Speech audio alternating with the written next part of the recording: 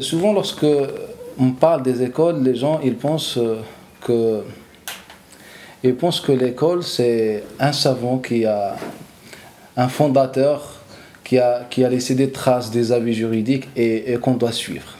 L'école, non, ce n'est pas ça l'école. L'école, c'est le travail et l'accumulation d'un travail fait par de nombreux savants dans un contexte, que ce soit juridique ou grammatical ou dans n'importe quelle science parmi les sciences reconnues.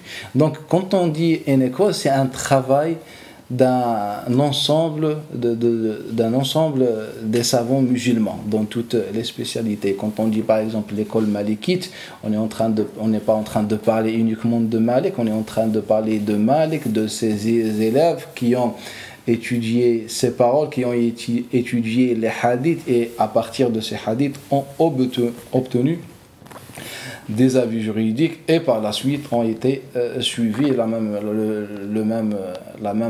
même exemple sur l'école hanafite, l'école shafi'ite, l'école hanbalite. Donc en général, quand on dit une école, c'est le travail fait par de nombreux savants. Et que ce travail dure et évolue avec l'évolution de la société musulmane. Les sujets traités dans l'époque de Malik ou Abu Hanifa ou Shafi'i ou Ahmed ibn Hanbal ne sont pas les mêmes traités 2 siècles, 3 siècles, 4 siècles jusqu'à maintenant. Donc, quand on dit une école, c'est un travail constant fait par des savants. Donc c'est pour ça, quand on évoque le mot école, dans la tête, c'est un travail d'ensemble des savants. Donc c'est ça ce qu'on veut dire par une école. Au premier temps de l'islam, on a compté environ 17 écoles des droits musulmans, de la jurisprudence islamique. 17 écoles. On avait les 4 écoles connues, on avait l'école de l'Hadawiyah, l'école de Abdurrahman ibn Abi Layla, etc. L'école de l'imam al-Awza'i, etc. Mais avec le temps, ces écoles ont disparu. Pour quelle raison? Pour la concurrence scientifique, il y avait un travail et toutes ces écoles représentent la voie de Ahl-Sunnah wal Jama'a. Donc c'est ça ce qu'on veut dire par une école en général. Personnellement, j'ai remarqué beaucoup de prêcheurs, bien des chouyours sont connus dans le monde, qui parlent de taqlid. Mais le problème, ils n'ont pas étudié, ils n'ont pas d'abord défini qu'est-ce que at-taqlid.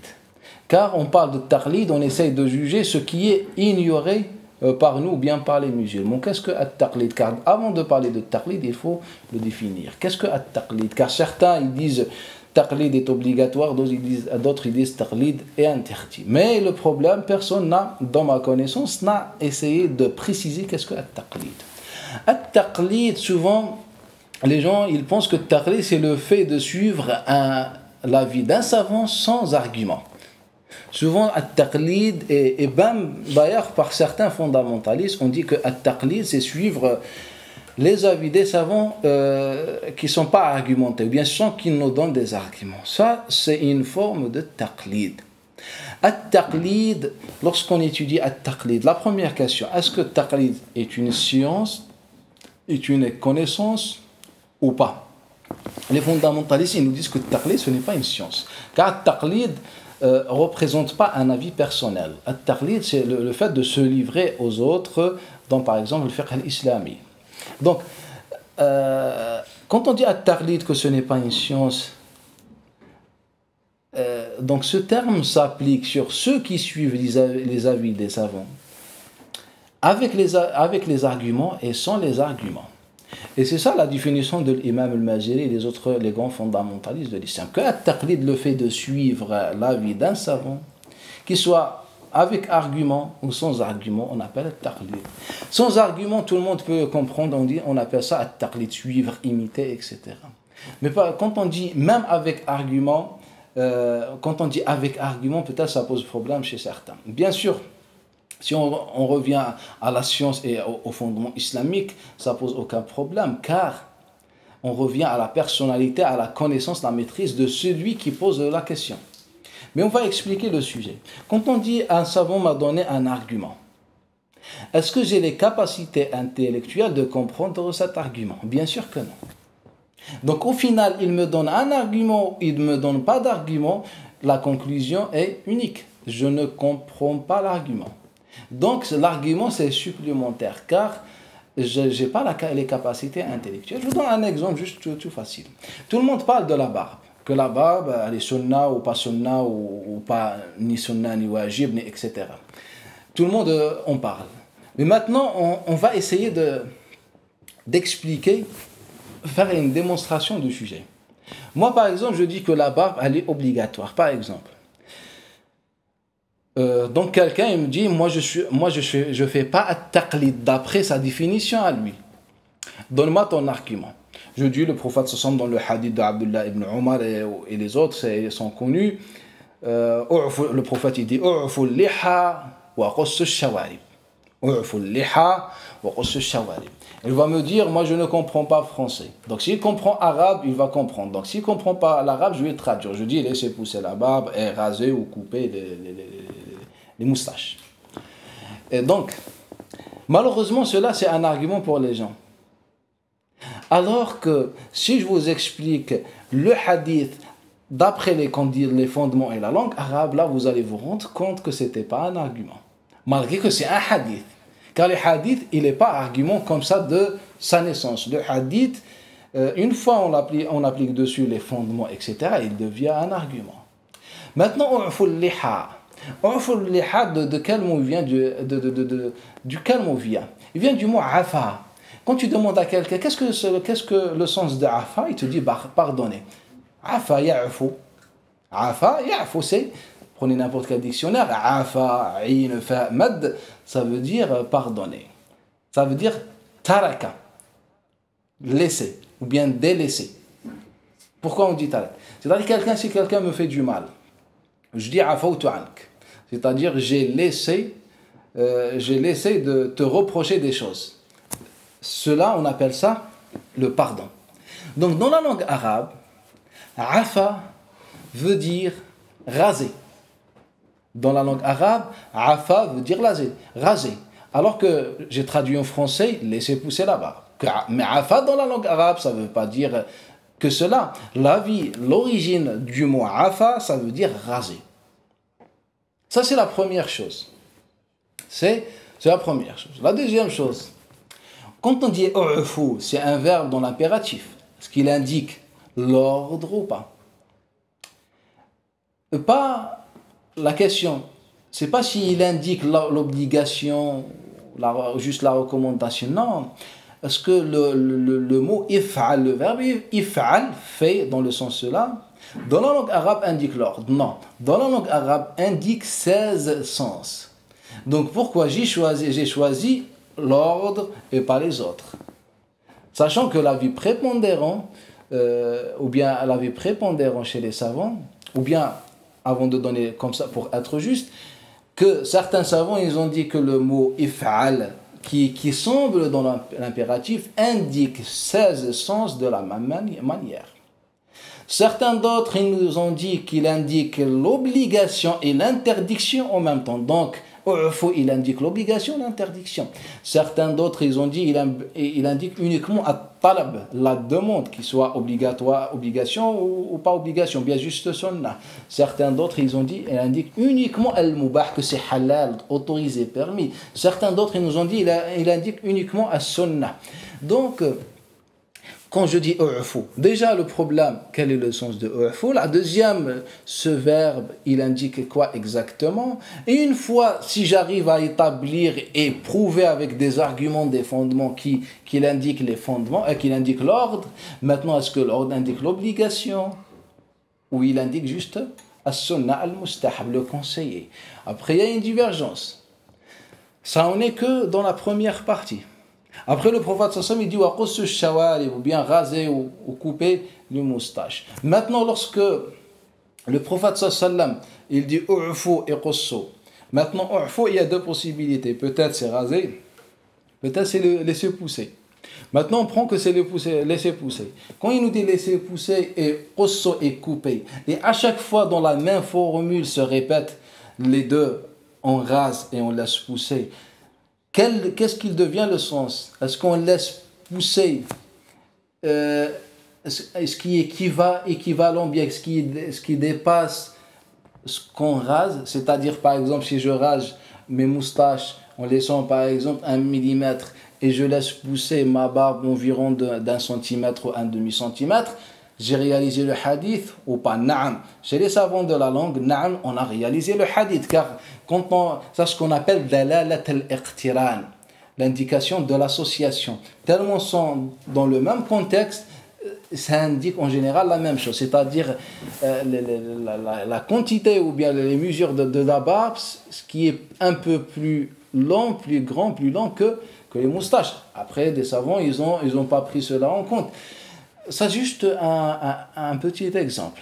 Une fois on a fini tout cela, sans que, bien sûr, je ne suis pas encore entré dans les détails, mais juste peut-être cela, ça nous donne une idée.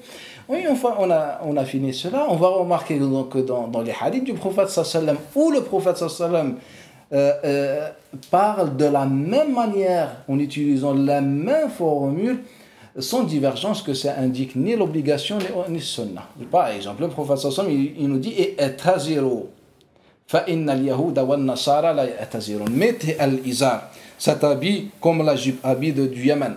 Mettez al-izar, les juifs et les chrétiens ne mettent pas al-izar.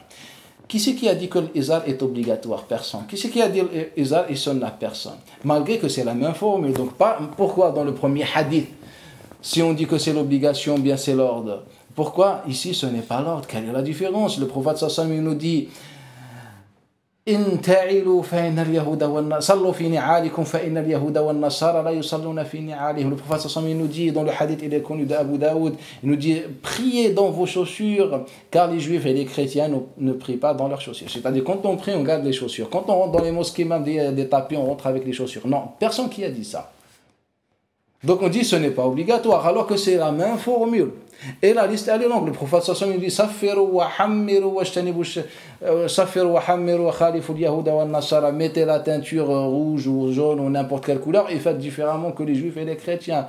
Donc c'est qui c'est? Montrez-moi quelqu'un, un homme qui met ses cheveux en blanc, en rouge, ou en vert ou en bleu, alors que c'est un ordre, si on dit que c'est un ordre du prophète sallallahu alayhi wa sallam, où il nous invite à éviter les chrétiens et les juifs. Donc, la manipulation se trouve dans la parole qui dit on suit l'argument.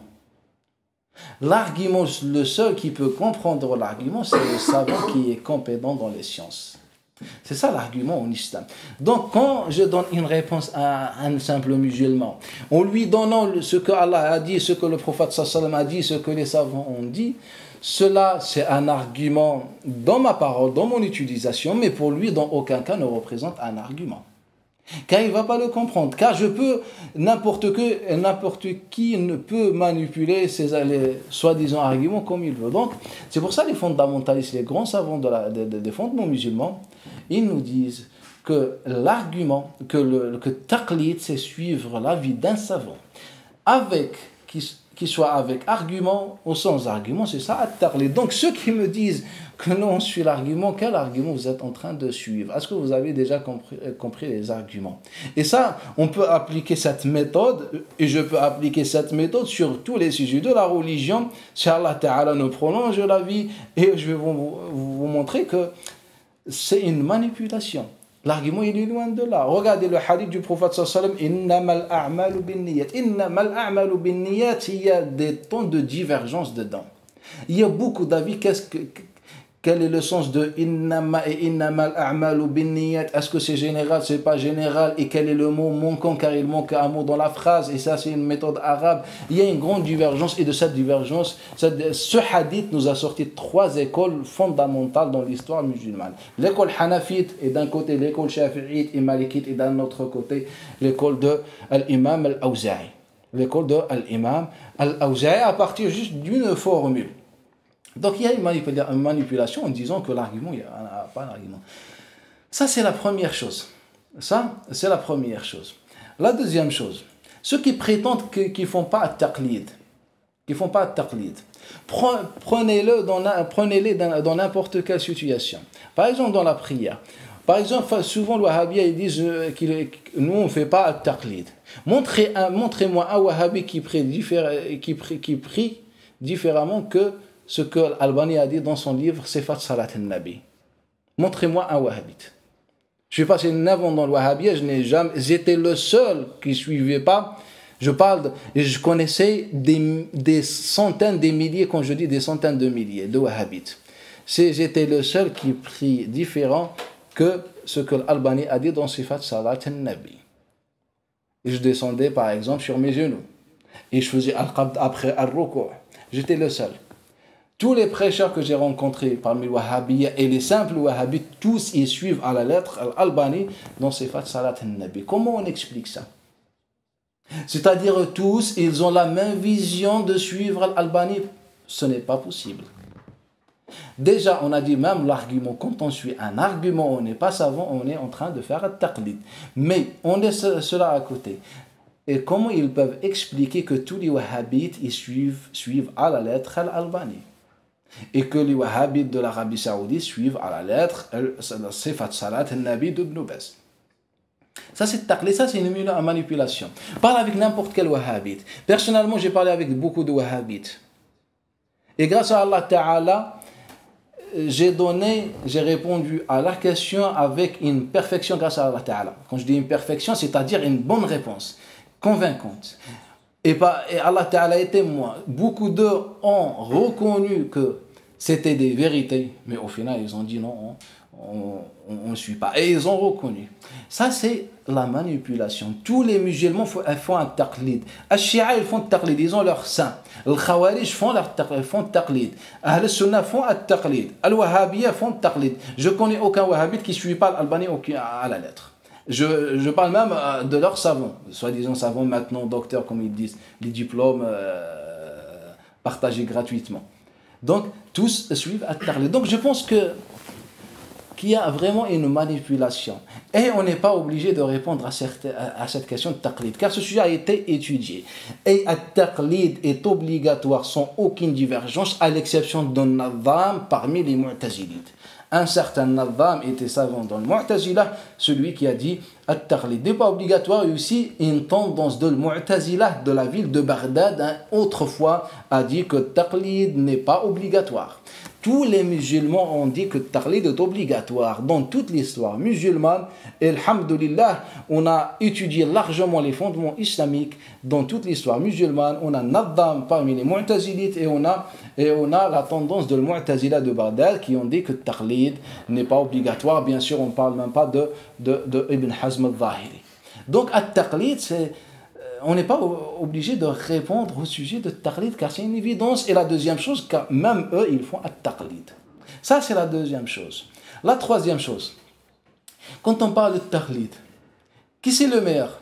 Celui qui met entre Allah et lui Abu Hanifa, ce dont le prophète sallallahu a dit dans le hadith de Bukhari, d'après Thawr, d'après أبي الغيث d'après أبي هريرة لو كان الدين معلقا بالثريا لناله رجل من أهل فارس لو كان العلم معلقا بالثريا لناله رجل من أهل فارس.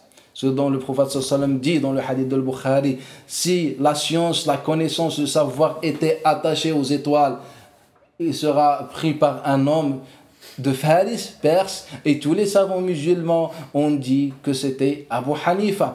Qui c'est le meilleur que celui qui met entre Allah et lui? Malik, ce dont le prophète sallallahu alayhi wa sallam a dit dans le hadith de Ma'amar, le hadith d'Abd al-Razzaq, d'après Ma'amar, d'après Abu Zubayr Muhammad ibn Muslim al-Makki, d'après Abi Salih Dhakwan Samman, d'après Abu Huraira, que viendra un jour, les gens voyagent de longues distances et ils ne trouveront jamais un savant comme le savant de Medina. Qui c'est le meilleur? Celui qui met entre Allah et lui. Al-Shafi'i, c'est dont le prophète sallallahu a dit dans le hadith rapporté par Ahmed, Abu Daoud al-Tayalisi, par l'imam al-Bayhaqi, etc. D'après Abdullah ibn Abbas, d'après Abdullah ibn Mas'ud, d'après Abdullah ibn Umar, le prophète sallallahu alayhi wa sallam, il dit: oh Allah, guide Quraysh, car le savant de Quraysh remplit la terre par sa science. Et tous les savants musulmans ont dit que c'était l'imam Shafi'i. Tous les hadiths que j'ai cités sont interprétés par les savants musulmans, par Ahmed ibn Hanbal, al-Baghawi, al-Bayhaqi, Abu Ja'far al-Tahawi. Les grands savants musulmans, tous, ils ont dit que c'était Abu Hanifa, Shafi'i et Imam Malik. Donc, qui c'est le meilleur? Cette catégorie, ces gens comme ça qui mettent entre Allah et eux Abu Hanifa, Malik ou Shafi'i, ou ceux qui mettent entre Allah et eux Al-Albani, qui a commencé la science à l'âge de 26 ans. Ou bien Ibn Baz qui dit dans sa biographie à lui, en parlant d'une façon orale, il dit que je n'ai jamais appris des chapitres, quelques hadiths, ni de Bukhari, ni Muslim. Il a dit j'ai juste lu le Bukhari et Muslim, une fois. On laisse ce que le prophète sallam a évoqué, on se réfère à des gens de maintenant. Ceux qui ont vécu dans une époque proche de celle du prophète sallallahu alayhi wa sallam, et ensuite des gens de maintenant. Dans quel raisonnement? Alors que tous on est en train de suivre. Ça veut dire Al-Albani ou Muhammad ibn Abdul Wahhab, ce compagnon ou les autres, ont plus la crainte d'Allah Ta'ala que les autres. C'est-à-dire eux, ces gens suivent le Kitab wa Sunnah et Abu Hanifa, Malik, Shafi'i, Ahmed suivent Shaitan. C'est tout à fait le contraire. Donc il y a une manipulation lorsqu'on évoque le mot de taqlid. Tout le monde fait un taqlid en vérité. Montrez-moi quelqu'un qui est indépendant. Montrez-moi quelqu'un qui est indépendant, il suit ce qu'il veut. Parmi Al-Wahhabiyya, tous suivent Al-Albani, tout ça dans l'Aqidah et dans le Hadith. Dans l'Aqidah. Mais ils peuvent répondre en disant, mais nous on connaît des hadiths. Mais les hadiths ne sont pas des arguments. Et si vous connaissez les hadiths, nous on connaît plus que vous les hadiths. Si vous connaissez les avis des autres, nous on connaît encore plus que vous les avis des autres. On ne peut pas faire une comparaison entre le sunnah, un courant de sunnah durant des siècles, avec une poignée de compagnards de Al-Wahhabiyya. Donc il y a une manipulation dans ceci. Tout le monde est en train de faire at-taqlid.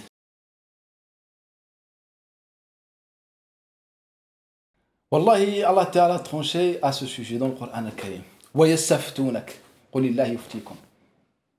Allah Ta'ala dans le Coran al-Karim, il nous dit yastaftounak, qul illah yuftikum. Yastaftounak, c'est-à-dire il te demande des fatwas, il vient te demande pour que tu leur donnes des fatwas. Yastaftounak, qul illah, tu leur dis Allah yuftikum. C'est Allah qui donne le fatwa en islam. C'est Allah qui donne le fatwa en islam. Le Coran al-Karim il est clair.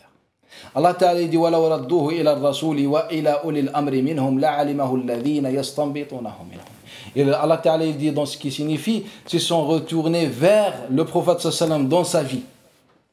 Maintenant il est mort. Donc ils se retournent vers qui? S'ils sont retournés vers le prophète sallallahu alayhi wa sallam ou vers les savants, ils les trouveront avec les connaissances. C'est-à-dire on trouve ces savants avec toutes les réponses. Donc Allah Ta'ala dans le Coran al-Karim, il nous dit que le fatwa vient d'Allah Ta'ala. C'est-à-dire vient de le kitab d'Allah Ta'ala. Il vient du prophète sallallahu alayhi wa sallam. Maintenant le prophète sallallahu alayhi wa sallam est mort. Donc elle vient du sunnah du prophète sallallahu alayhi wa sallam. Qui c'est qui interprète le kitab wa sunnah ulil amri minkum, c'est-à-dire les savants musulmans, les fuqaha musulmans. C'est quoi le faqih? Car maintenant tout le monde prétend d'être faqih et on joue beaucoup sur les termes. Maintenant tout le monde s'appelle savant. Maintenant tout le monde est alim. Maintenant tout le monde est alim. Une fois, Ali ibn Abi Talib, comme il rapporte Abu Bakr al-Hamadani, il le rapporte d'après Abdullah ibn Abbas, mais si l'histoire elle est relativement identique, Al-Qurtubi rapporte d'après Ali ibn Abi Talib, qu'une fois il est entré dans une mosquée et il a trouvé un prêcheur qui prêche dans la mosquée. Il lui a dit, comment tu t'appelles? Qala ismi Abu Yahya, je m'appelle Abu Yahya. Qala bal anta i'rifuni i'rifuni. Il a dit, mais toi tu t'appelles plutôt connaissez-moi ou bien connaissez-moi. C'est-à-dire tu t'appelles l'ostentation. I'rifuni i'rifuni. Et puis lui a dit, est-ce que tu connais l'abrogé, l'abrogeant? Ata'rifu an-nasikha min al-mansukh? Qala la. Qala ukhruj wa la tadhkur fi masjidina. Sors et tu ne reparles plus jamais dans notre mosquée. Donc comment on peut dire que qu'on peut se permettre de prétendre, de dire qu'on est savant? Les savants, ce sont les premiers savants. Nous, on est en train de suivre. Je vous donne juste un petit récit entre Ibn Hazm al-Zahiri et le frère de Abul Walid al-Baji. Quel est l'objectif? C'est juste pour expliquer quelles sont les conditions de la science qui nous donnent les compétences de donner al-fatwa.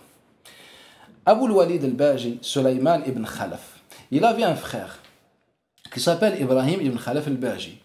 Le frère n'était pas savant. Une fois, il a rencontré Ibn Hazm al-Zahiri. Donc Ibn Hazm al-Zahiri lui dit, qu'est-ce que ton frère t'a appris dans la religion?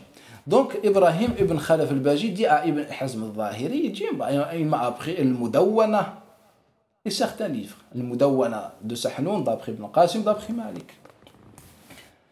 قال لو أردت أرشدتك إلى ما هو أقرب. Si tu veux, je te guide vers ce qui est trop facile. أن تدركه في سنة. Tu peux l'atteindre en une année. قال بل في شهر. Plutôt un mois. قال بل دفعة. Plutôt دفعة d'un coup. قال ذلك أحب إلي. Ibrahim ibn Khalaf al-Baji dit ذلك أحب إلي. C'est ça ce que je cherche. De connaître ma religion et surtout c'était en 2 secondes. قال نعم. قال اذهب إلى كتاب الله. قال إذا أتتك مسألة فاذهب إلى كتاب الله. Quand tu reçois un sujet, dirige-toi vers le livre d'Allah Ta'ala. Bien sûr, tu connais, tu mémorises le livre d'Allah Ta'ala, tu vois si ce sujet est traité dans le Coran. فإن لم تجد. Et quand tu ne le trouves pas, اذهب إلى سنة رسول الله. Et quand tu ne le trouves pas, dirige-toi vers la sunna. Les livres de sunna par exemple, les recueils de sunna. قال فإن لم تجد فذلك حلال. Et si tu trouves ni dans le kitab ni dans le sunna, c'est halal, c'est autorisé. قال إبراهيم بن الواد الباجي, lui a dit ولمعرفة الكتاب. Et pour comprendre le kitab, il nous faut la langue. قال نعم, il est évident. Et les langues, on a 12 sciences dans la langue arabe. 12 sciences dans la langue arabe. Quand je dis 12 sciences dans la langue arabe, c'est quelque chose d'immense. Imam Sibawayh, le fondateur de la grammaire, de l'école grammaticale de Basra, Sibawayh en personne, il a fait 2 vers de poésie dans sa vie et il les a regrettés toute sa vie. Il ne maîtrisait pas la poésie, alors que celui, le fondateur. Je dis ça pourquoi? Pour montrer que la langue arabe est vaste, et trop vaste même. Donc il lui dit, donc pour comprendre le Coran, il faut passer par la langue arabe. Il lui dit, bien sûr, il est évident, il faut passer par la langue arabe. Il lui dit, pour comprendre le Coran al-Karim, il faut maîtriser l'abrégé et l'abrégeant.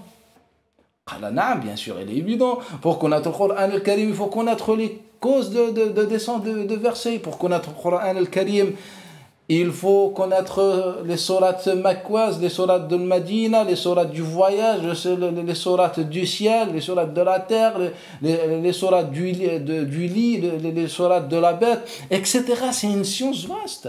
Pour comprendre l'esprit de Coran al-Karim, pour comprendre la vérité du Coran al-Karim. Et à chaque fois, Ibn Hazm dit, il est évident. C'est tout à fait normal.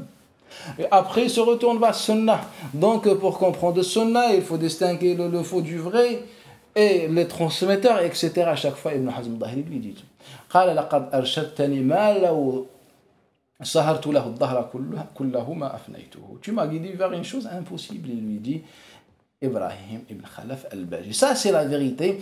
Ibn Hazm al-Zahiri, c'est le père spirituel de l'Wahhabiyya.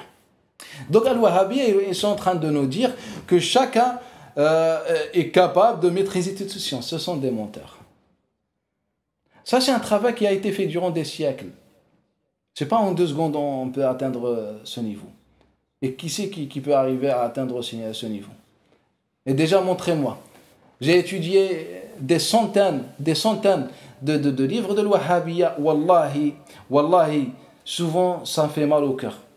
Et souvent, je pleure à cause de ça. Wallahi, le niveau de la langue arabe, comment il est bas. Ce sont des savants reconnus. Donc, c'est eux les savants. C'est eux les savants de Sunna. C'est eux qui donnent le fatwa. C'est ça le problème. Est-ce qu'on a le niveau?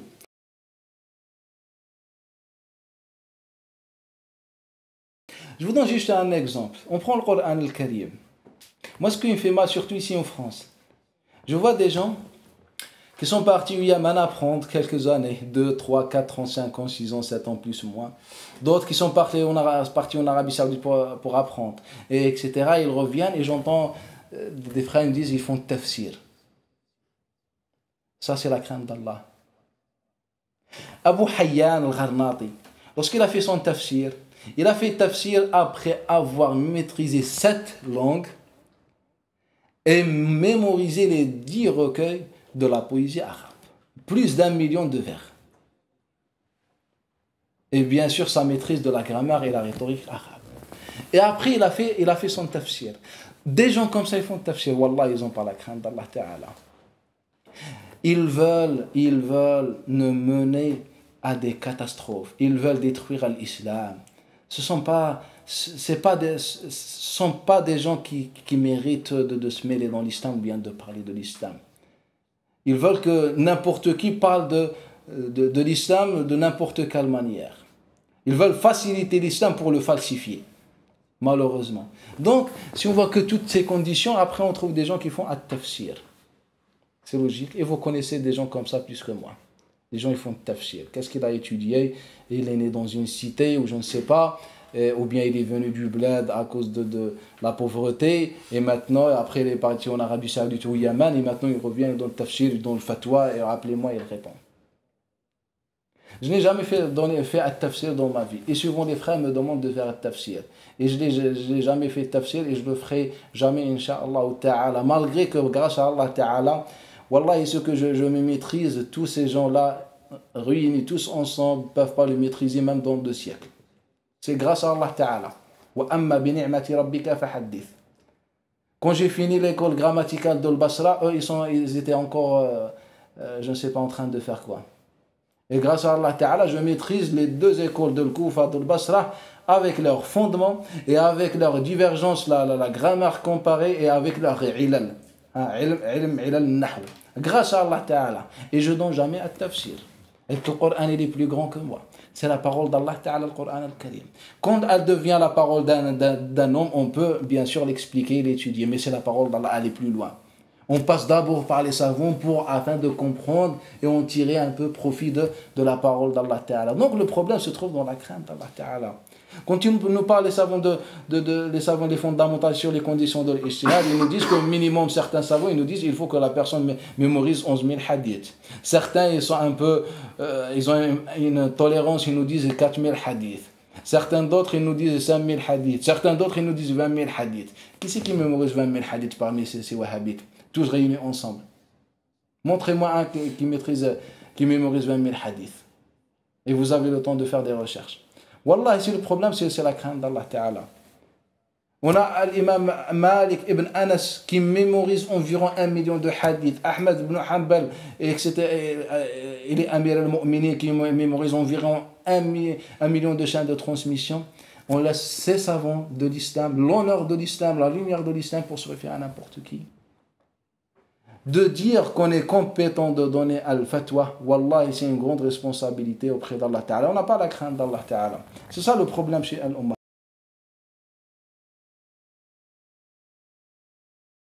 C'est pour ça, si vous revenez au livre de l'Wahhabiyya, vous allez, wallah, remarquer des choses. Et j'ai remarqué ces deux choses pendant que après 9 ans dans l'Wahhabiyya. Que al-fiqh dans l'école de l'Wahhabiyya, c'est un fiqh des insultes. Et la deuxième remarque, c'est un fiqh stupide. N'a aucune valeur. Un exemple. On commence par le premier. Pourquoi c'est un fiqh des insultes? N'importe quel sujet où les Wahhabiyya ont une divergence, chacun traite l'autre d'innovateur, mubtadi' ou fasiq. Al-minbar, la dernière des choses, le minbar où l'imam se met dans le Jumu'ah a été construit, fabriqué, le hadith et les dons musulmans, les hadiths sont connus, les hadiths dans ça, par un chrétien. Non, c'est quelque chose qui n'a pas de rapport avec l'islam. Ça ne pose aucun problème. Donc, par exemple, Hay'at al-Ulama al-Kibar, Ibn Baz al-Uthaymin, nous ont dit que al-minbar, il peut être modifié car ça ne fait pas partie de la religion. Al-Albani, il dit celui qui modifie al-minbar plus de 3 marches, il est innovateur. Donc, al-Uthaymin, Ibn Baz, pour lui, ils sont innovateurs. Al-Albani nous dit le adhan de l'Jumu'ah est une innovation. Al-Uthaymin, il dit dans ses fatawa, celui qui dit que l'adhan de l'Jumu'ah c'est une innovation, c'est un innovateur. C'est un innovateur. Al-Mihrab, l'Albani nous dit le Mihrab, celui qui prie dans le Mihrab, il a un péché. Le Mihrab où il se met l'imam, dans la mosquée. Il nous dit l'Albani, celui qui prie là-bas, il a un péché. C'est-à-dire que ça ne sert à rien de prier. Al-Uthaymin, Ibn Baz, etc., dans leur fatwa, ils nous disent ça c'est autorisé. Et même, il est mustahab, comme il dit l'Uthaymin. Alors que l'Albani nous dit la prière n'est pas valide. Et il dit que c'est une bid'a. Il dit que c'est une bid'a. Le sabha, le chapelet. L'Albani, il dit celui qui compte avec ça, il n'a pas de récompense et il a un péché et il est innovateur. L'Uthaymin et Ibn Baz, ils disent c'est autorisé. Ils disent, l'Uthaymin et Ibn Baz, ils disent que c'est autorisé. Et la liste, elle est trop longue. À chaque fois, il y a une petite divergence, on ne trouve pas. Voilà mon avis, comme par exemple, on demandait à l'imam Malik qui disait Akrahu hada, uhibbu hada. J'aime ceci, je préfère pas. C'est comme ça les savants au premier lieu. Revenez, faites des recherches. Si quelqu'un est capable de faire une recherche, un recueil sur les réponses des savants. Si vous trouvez un savant qui dit haram ou halal, moi personnellement je ne connais pas. Essayez de faire un recueil, vous trouvez rien du tout. Il y avait le respect, on connaissait c'est quoi la science. Ce n'est pas moi qui représente Allah Ta'ala sur terre. Nous tous on est pareil, on essaie de comprendre le livre d'Allah Ta'ala. Chez le Wahhabi, il n'existe pas cela. Chez le Wahhabi, soit tu es d'accord, tu es sunnah, tu n'es pas d'accord, mubtadi'. Sur n'importe quelle chose, même les toutes dernières des choses.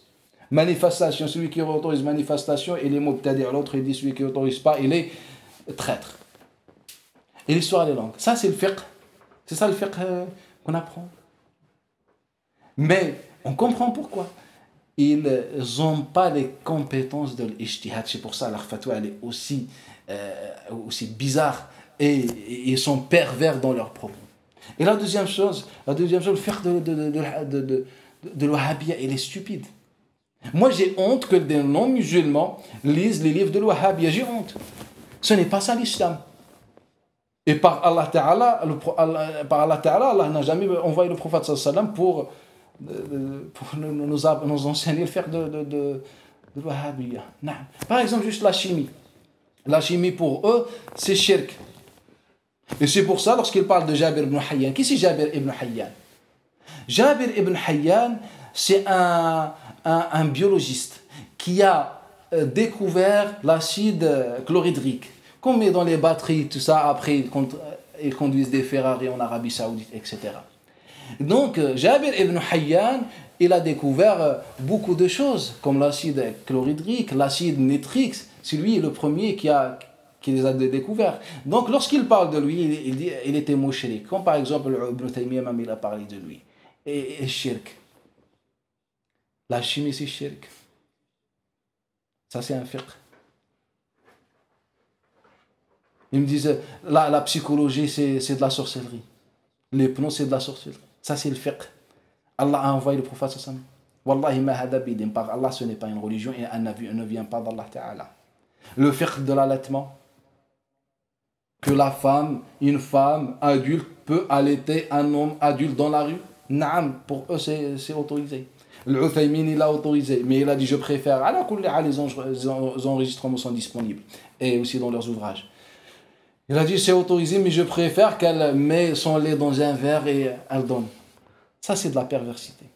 Et l'Albani, il est parti loin dans Silsilat al-Huda wal-Nur et il est enregistré sur Internet dans sa page à lui, dans Silsilat al-Huda wal-Nur. Et on a écouté ça et depuis l'époque on était dans le Wahhabiyya, on écoutait le Silsilat al-Huda wal-Nur. Mais c'était dans une époque où on avalait, on était encore naïf.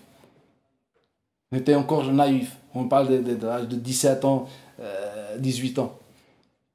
Et il dit que celui qui dit qu'elle doit mettre dans un verre pour allaiter un autre, il est mubtadi'. Il dit il faut qu'il lui donne direct. Et ses élèves, il lui disait Cheikh, mais elle doit se découvrir à un étranger. Il a dit c'est pas grave, elle lui montre et je continue pas. Ce sont des pervers, n'ont aucun rapport avec la religion islamique. Le prophète sallallahu nous a enseigné ça. Wallahi, ce sont des vulgaires. Malheureusement, c'est ça le fiqh. Tout simplement pour quelle raison? Ils n'ont ni fondement ni rien du tout. C'est une religion comme ça. Ils n'ont ni fondement ni rien du tout. C'est juste des gens qui apprennent un petit peu après et propagent leur science. Non.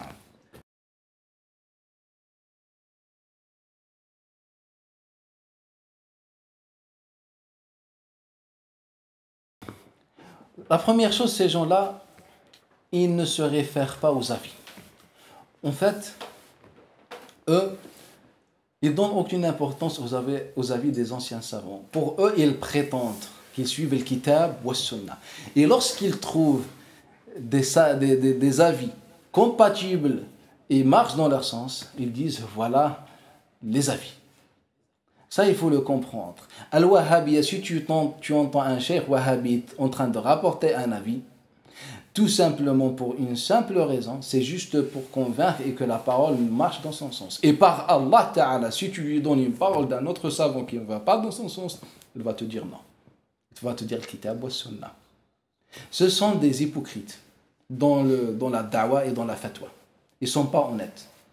Quand je dis je suis les savants des autres, je suis les savants des autres. Mais pas quand ils m'arrangent, je suis, et quand ils ne m'arrangent pas, je ne suis pas. Ça, c'est la première chose. La deuxième chose, ça, il est très très important pour surtout ceux qui prennent soin de la science, de comprendre. L'imam Ibn Abi Yusuf, il rapporte d'après son père Abi Yusuf, d'après Abu Hanifa, أنه قال لا يحل لأحد أن يأخذ من قولنا حتى يعلم من أين قلناه. Personne, Abu Hanifa, il nous dit, n'a le droit de prendre ma parole avant qu'il sache d'où elle a été dite, sur quel support, sur quelle base. Ça, il est très important de le comprendre. L'imam Al-Balkhi, il dit, j'ai assisté dans un deuil, حضرت في مأتم وكان فيه أربعة, a été assisté dans un deuil où il y avait Abu Yusuf al-Qadi, Yaqub ibn Ibrahim, وزفر ibn al-Hudhayl, وعافية ibn Zayd, وآخر, et un autre, il dit un autre homme, il n'évoque pas son nom. كلهم أجمعوا, tous ils se sont mis d'accord, كلهم أجمعوا على أنه لا يفتى بقولنا حتى يعلم من أين أخذناه. Personne n'a le droit de donner le fatwa, donner de nos avis avant qu'il sache d'où on a obtenu ces avis. Ça, il est très très très important. Car ce qu'ils font, ce que le Wahhabi est en train de faire, ils sont en train de ramasser, de récolter les avis des autres. Ils ouvrent les livres dans les chapitres, ils prennent, sans qu'ils reviennent à l'origine de la parole, sur quel fondement, dans quel contexte, etc. Ça, il est très important. Et même, j'invite ceux qui suivent les écoles de revenir et de maîtriser cette science qu'on appelle ilm al-takhrij. On a ilm al-takhrij dans la science de l'hadith et ilm al-takhrij dans al-fiqh. Et alhamdoulilah, j'avais commencé d'écrire mon livre sur al-takhrij dans la jurisprudence islamique. À partir de quel moment je dis que c'est vrai la vie, c'est la vie du savant. À partir de quel moment? Et c'est une science très très importante, malheureusement ignorée. Je vous donne un exemple. L'imam Malik, il rapporte d'après lui Ibn al-Qasim. Je n'aime pas visiter la tombe du prophète sallallahu alayhi wa sallam. Ibn Taymiyyah talaqafa hadha al-kalama talaqqufa. Ibn Taymiyyah a pris cette parole et puis les autres derrière lui en disant que Ibn Malik a déconseillé de visiter la tombe du prophète sallallahu alayhi wa sallam. Prenez le livre Fath al-Bari. Le livre Fath al-Bari. Le chapitre Fadl Madina wa Mecca. Le mérite de Madina wa Mecca. Et vous allez trouver ce que je vais dire, Inch'Allah. C'est pas que lui, c'est juste le livre le plus proche et bien plus crédible surtout chez beaucoup de monde. Ibn al-Qasim, il nous explique, il nous dit, Imam Malik a dit cela. Pourquoi? Il n'a pas donné une fatwa à l'imam Malik. La première chose, ce n'est pas une fatwa. La deuxième chose, il ne parlait pas de visiter réellement la tombe du prophète. Vous allez me dire pourquoi, ou bien comment ça. Et c'est tout simplement. En fait, Malik, il parlait des paroles déconseillées. On a certaines paroles qui sont déconseillées. Parmi les paroles déconseillées, dans l'école malikite, et qui doivent être déconseillées dans toutes les écoles, selon leur fondement, de dire j'ai visité ou bien j'ai rendu visite à la tombe du prophète sallam. Pourquoi? Car le mot visiter dans la langue arabe, il inclut dans son sens un avantage. Quand je dis j'ai visité, c'est-à-dire j'ai un avantage. Je t'ai rendu visite, c'est-à-dire d'une façon je suis plus élevé. Je t'ai rendu un service j'ai un avantage sur toi, c'est moi qui a fait. Et ça, c'est un manque de respect envers le prophète sallallahu alayhi wa sallam. Donc, parmi les paroles des conseillers en islam, akrahu ziyarata qabri rasulillah. Et personne n'a le droit de dire ou bien de mettre dans la tête qu'il est en train de visiter. Non, on va chez le prophète sallallahu alayhi wa sallam avec soumission. C'est ce qu'il a dit, l'imam Qadi Iyad, Abdul Rahman ibn Qasim, etc. Ibn al-Qasim, c'est son élève. Le Qadi Iyad, c'est un malikite, un grand, parmi les fondateurs de la science de l'hadith. Dans son livre Al-Ilma, et il était malikite, etc. Il nous rapporte aussi la parole de Ibn Abd al-Bar. Donc, les grands savants qui ont pris soin d'étudier l'imam Malik et sa personnalité, ils nous ont dit tout simplement, ils ne parlaient ni de la visite, ni de la tombe du prophète sallallahu alayhi wa sallam, ni donner le fatwa. Il était en train de parler sur les paroles des conseillers, de dire je visite la tombe du prophète sallallahu alayhi wa sallam. Non, tu dois dire je vais vers la tombe avec soumission.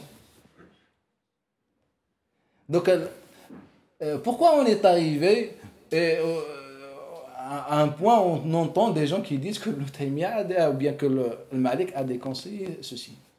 Tout simplement, on ne comprend pas.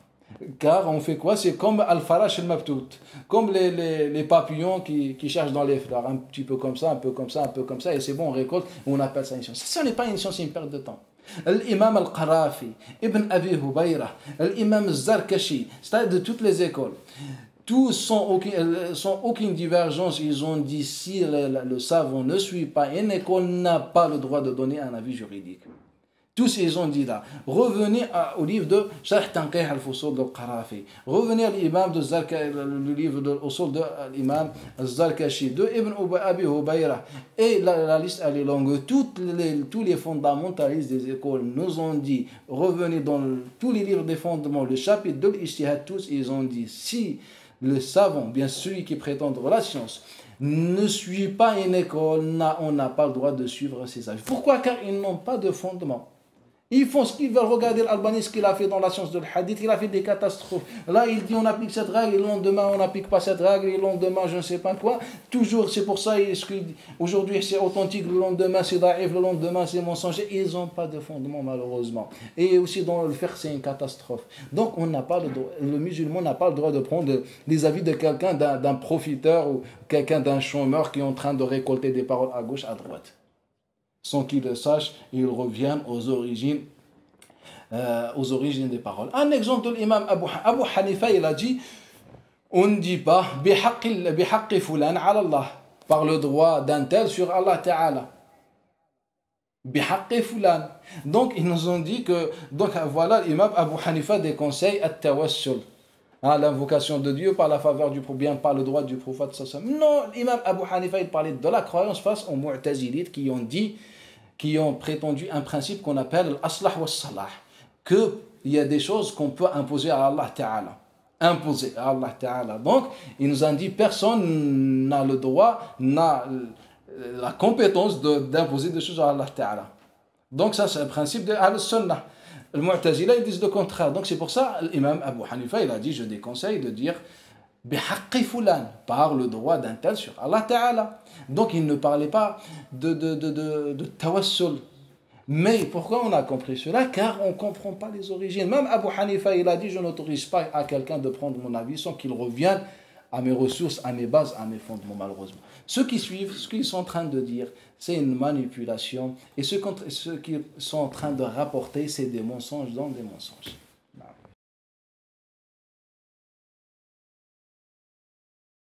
J'ai toujours dit ça aux musulmans, aux frères et sœurs. Si la personne ne suit pas clairement, et elle la déclare une école, on n'a pas le droit de le suivre. On n'a pas le droit de prendre ses avis. Ils n'ont aucun fondement. Ce sont des gens, des chômeurs qui n'ont rien à faire dans la vie. Ils prennent dans des livres, ils cherchent, ils trouvent un avis, après ils disent voilà, soi-disant un tel ce qu'il a dit. On n'a pas le droit de le suivre. Et ça, c'est sans aucune divergence dans ma connaissance, je revenais dans n'importe quel livre de fondement.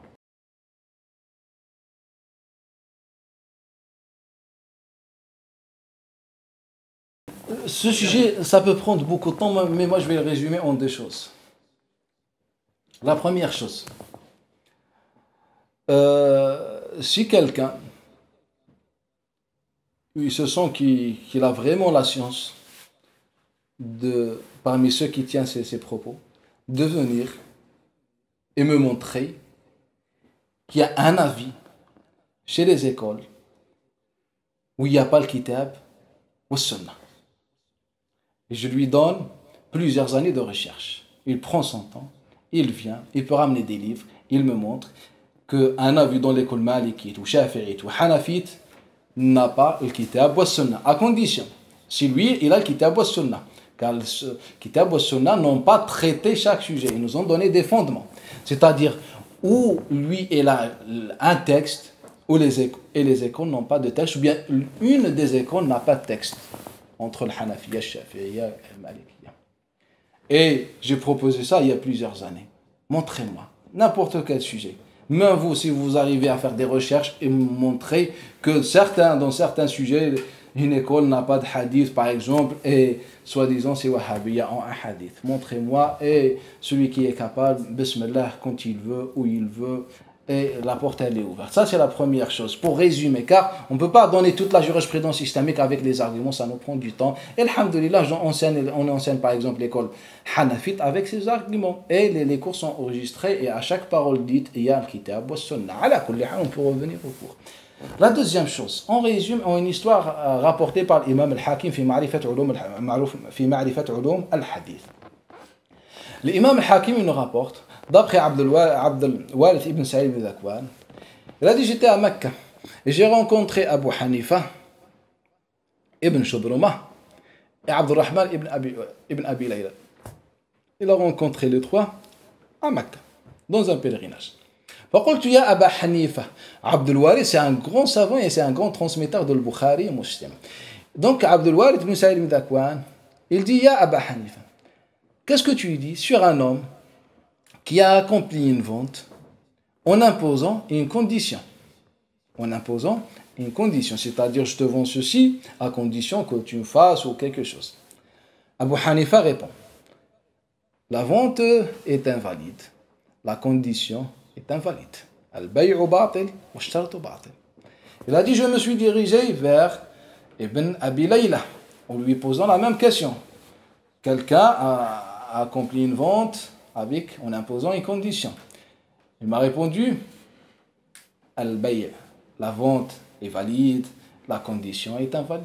Je me suis dirigé chez Ibn Shubruma en lui posant la même question. Il me répond: la vente est autorisée et la condition est autorisée. فقال يا سبحان الله ثلاثة علماء من العراق يختلفون. Trois savants de l'Irak se divergent, bien divergent. Les trois viennent de l'Irak. Et ils ont trois avis différents. Donc s'il a demandé à un Égyptien ou à quelqu'un de, je ne sais pas, peut-être il y aura une autre réponse peut-être. Donc il a dit: je suis retourné à l'imam Abi Hanifa en lui rapportant ce que les autres m'ont dit. فقال لا أدري. Abu Hanifa il a dit: je ne sais pas ce qu'ils t'ont dit, mais moi, حدثني عمرو بن شعيب بن عبد الله بن عمرو بن العاص عن أبيه عن جده, que le prophète sallallahu alayhi wa sallam a interdit une vente avec condition. قال البيع باطل والشرط باطل. La vente est invalide et la condition est invalide. قال: je suis retourné donc voir Abdurrahman ibn Abi Layla en lui rapportant ce que Abu Hanifa ibn Shubruma m'ont dit. فقال, il m'a répondu: لا أدري, je ne sais pas ce qu'ils t'ont dit, mais حدثني هشام بن عروة ابن الزبير بن العوام عن أبيه عن عائشة. Et il lui a raconté l'histoire de Barira quand Aïcha a acheté Barira avec une condition. Avec une condition. Ou bien quand Aïcha a voulu acheter Barira et sa famille lui a imposé une condition. Donc le prophète sallallahu alayhi wa sallam lui a dit: tu la prends et la condition n'est pas valide. Donc il lui a dit: al-bay', la vente est valide et la condition n'est pas valide. Donc il a dit: je me suis retourné vers Ibn Shubruma et lui rapportant ce que Abu Hanifa et Ibn Abi Layla m'ont dit. فقال لا أدري, je ne sais pas ce qu'ils ont dit, mais moi, حدثني مسعر ibn Kidam عن محارب ابن دينار عن محارب ابن دثار عن جابر بن عبد الله الأنصاري que j'ai vendu une bête au prophète sallallahu alayhi wa sallam et il m'a donné une condition que je dois la ramener jusqu'à Al-Madina. Donc une vente avec condition. Al-bay'u ja'iz wa shartu ja'iz, donc la vente est autorisée, c'est-à-dire valide, et la condition est valide. Donc dans ce hadith, on comprend la méthode et la voie de chaque école. La voie et la méthode de chaque école. Chaque savant a ce hadith. Lorsque Abu Ja'far al-Mansur vient voir l'imam Abu Hanifa, il lui dit, d'où tu as ramené ta science? قال حدثني حماد بن أبي سليمان حدثني إبراهيم بن يزيد النخعي حدثني الأسود وعلقمة les deux عن عبد الله بن مسعود وعلي وعائشة عن النبي صلى الله عليه وسلم. C'est ça ma science. Malik. L'école de Malik, elle s'appelle Madrasa al-Umariyya, l'école de Omar. Pourquoi? Car Malik, il rapporte d'après Nafi' an ibn Omar, d'après Zuhri an Salim an ibn Omar. Donc on dit al-Madrasa al-Umariyya. Donc ce ne sont pas des écoles qui viennent du néant, du nulle part. Tout ce qui vient de Kitab wa Sunnah. Lorsqu'en Irak, on a volé une bête, un mouton, une bête, en Irak, l'imam Abu Hanifa passe 6 ans sans qu'il mange de la viande. Ils ont dit pourquoi? Il a dit j'ai peur de manger de cette viande. En tout l'Irak, il a peur de manger d'une viande. C'est-à-dire cette personne est capable d'inventer et de dire de sa tête. De laisser le Kitab wa Sunnah dire de sa tête. On est par rapport à ces personnes. Shafi'i il a dit j'étais voir une fois l'imam Malik et j'ai trouvé devant ça chez lui des bêtes, des chevaux de l'Égypte. Et les chevaux de Khorasan, c'est-à-dire une fortune devant chez lui. Et je lui dis, Masha'Allah, qala khudha, prends tout. Juste, prends tout.